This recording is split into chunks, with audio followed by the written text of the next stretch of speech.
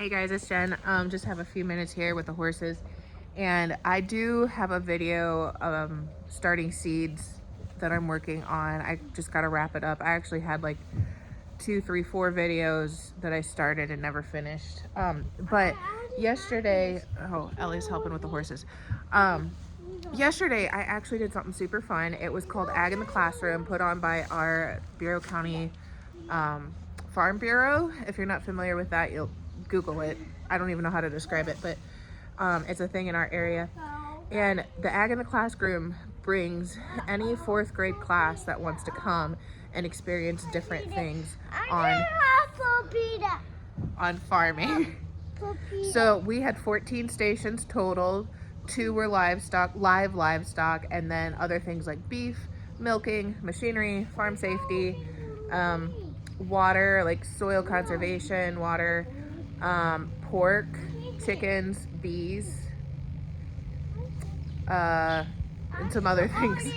But I haven't started editing this. I have a feeling that I'm just gonna play music over the snippets that I took because it was so loud and we were in big sheds at the fairgrounds, so the audio isn't very good, and it's probably just going to give you a brief overview. If it's something that you like, maybe next year I can go a little more in depth. I thought about interviewing our main Farm Bureau person. She's really awesome, has kids involved in all kinds of livestock things. Anyway, I hope you enjoy it. I had a lot of fun. I just helped take the class, my section of class, from place to place. It was fairly easy, but it was a long day and my feet killed me afterwards. But look for places like that in your area. It was not surprising, but still kind of sad in our area because we are a very farming area, but the largest town in our county is probably 7,000 to 8,000 people now. And there were kids from that school that it's nothing against them because they just aren't exposed to it, but they thought the planter was originally like some kind of towing vehicle from the back, and it was kind of like, what is that? At first I thought it was a sprayer when I saw it from a distance, but it was a planter. The one class I had, when they asked where bacon came from, they said cow. There's a train. And we had just talked about it when we saw the pig, so I don't know what was going through their minds. There were kids that had never seen a live horse, even though we have a county fair every year. I don't know if they just don't go to the fair or they never make it over to the livestock. So things like that. And I'm sure in more urban communities, it's even further removed, because during this time I asked kids, like, do you know that this is where your milk comes from? It does not come from the store. It comes from a cow. Or like one girl said, brown cows do not make chocolate milk. Pink cows don't make strawberry milk. That kind of thing. Even in the 50s and 60s, though, my mom has a story where someone came to their farm and asked what that thing was running around, and it was a chicken. So somebody, even in the 50s and 60s, didn't know what a chicken was. So it's not like an old thing. It's just surprising in our farming community to find this. And I want to encourage people, if you are someone that came across my channel, it's probably because you do have some sort of farming connection, either gardening or livestock or a hobby farm or just chickens in your backyard. You have some semblance of knowledge, but try to increase farming awareness. The safety, don't follow super close. Don't try to pass when you don't need to. Animals. Chickens come from eggs. You eat chicken. They are a live thing. They don't just come from the grocery store. Chocolate milk does not come from brown cows, So here's the snippets. Like I said, I'll probably overlay music because I'm not sure there's much to be heard. If there's something interesting, I'll try to voice over what's going on. So thanks, guys. The fan pushes through all those hoses like this out along the frame and goes into each speed meter.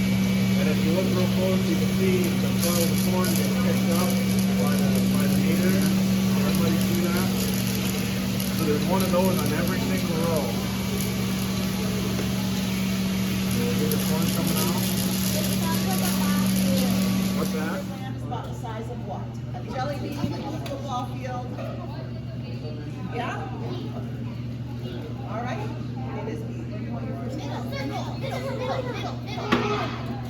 It is, very good. Team Soybeans, your first question. Why do farmers spray insecticides? Talk amongst yourselves and yell it out.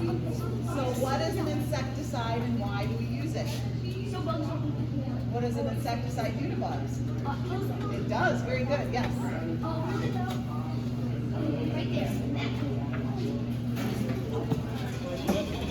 Okay? And I use this for the cows. We used to put the milk in the cow, put it on the cow, milk would go in here, and then I take it and put it in that milk. What I need is your thumb. Here we go. You're going to gently squeeze your thumb, and your thumb, and your thumb. There we go. All right, here. We got another one. Come here, you. Mr. George, come on up here. Oh, they're so expensive. Get it in there. Pull it out. Come on up here, young lady. Did you do it? You guys get out. Okay, I've got some more trivia questions for you, so we're going to have to team up so that we can stand together. Come on, everybody else.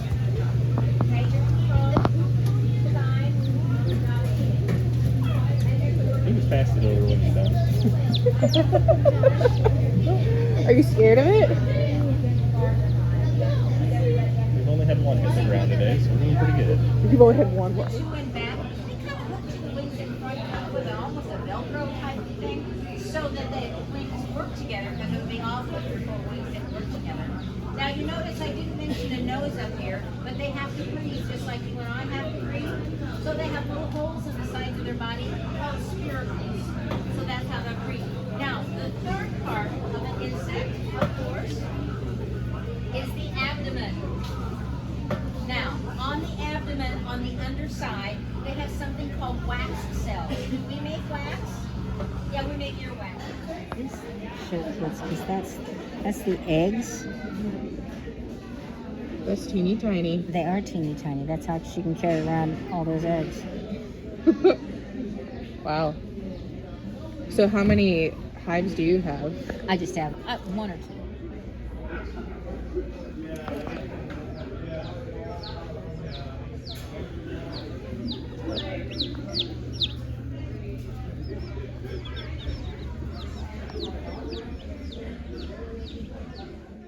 One thing I want to point out about this is a planter. It's a 24-row planter, Case IH, and tractors, Case IH.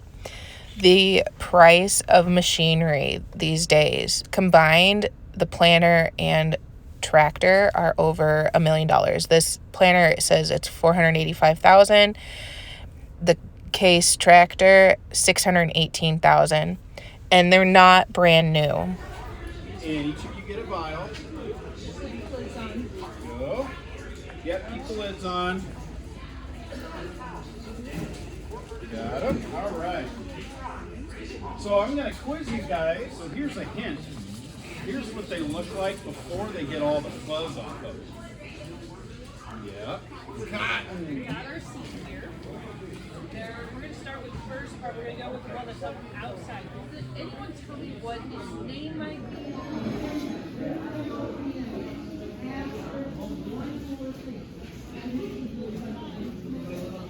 The neck, it's not the neck. The different types of corn and all the different products that we use in it, okay? Anybody tell me what this is? Good job, yep. We've heard all kinds of answers this morning. Starburst and gum, marshmallows, so that's a good idea.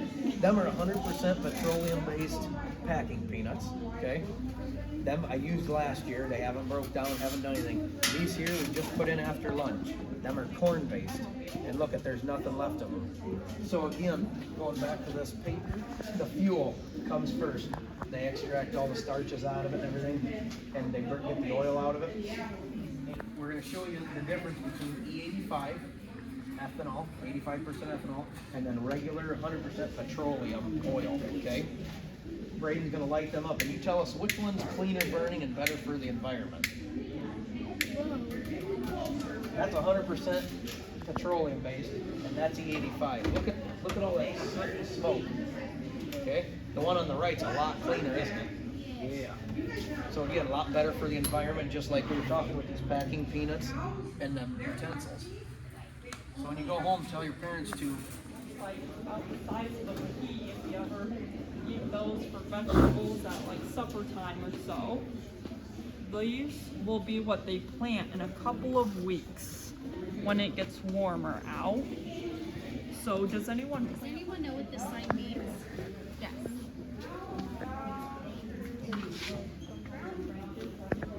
The brown Swiss, there are 14 different breeds of cattle in the world. That's another one. So she is about 2.5 years old. Her name's Betsy. She's getting tired. She's getting tired. Do we notice another big difference between the two? Yes. Is it orange? Growing horns. Okay, yes, I'll mention that in a little bit. What do you mean? Size, yes. So that one is a lot taller and skinnier than this one. Let's be honest, she's kind of short and fat, isn't she? Yeah. That's because she's a beef cow. So that one is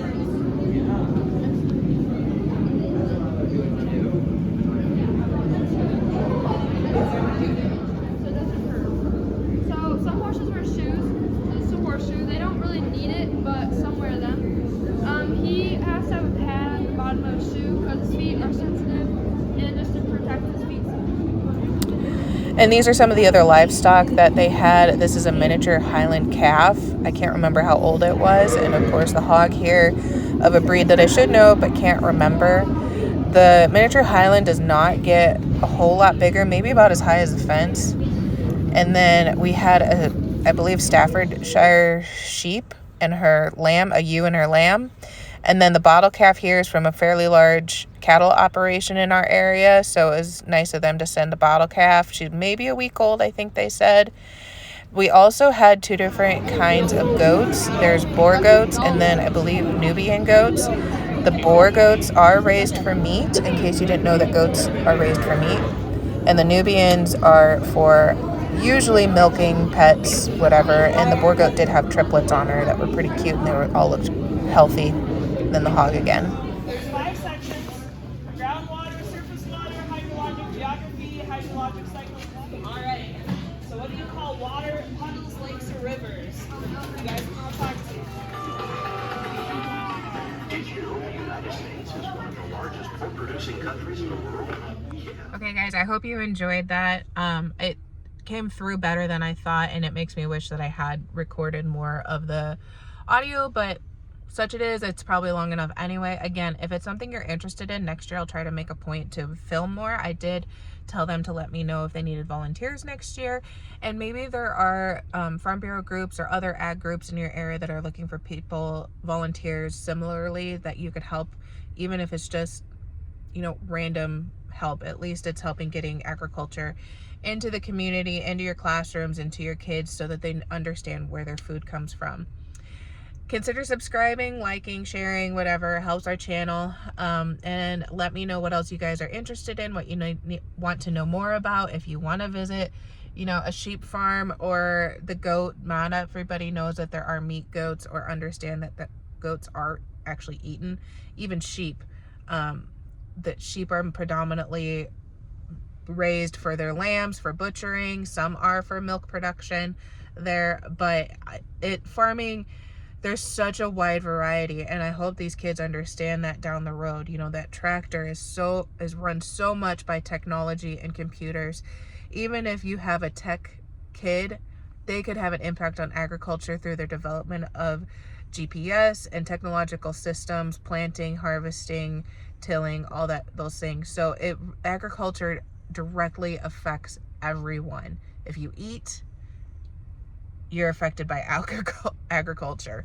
So thanks, guys. Really appreciate your time and checking us out. Hope you have a good one. Bye.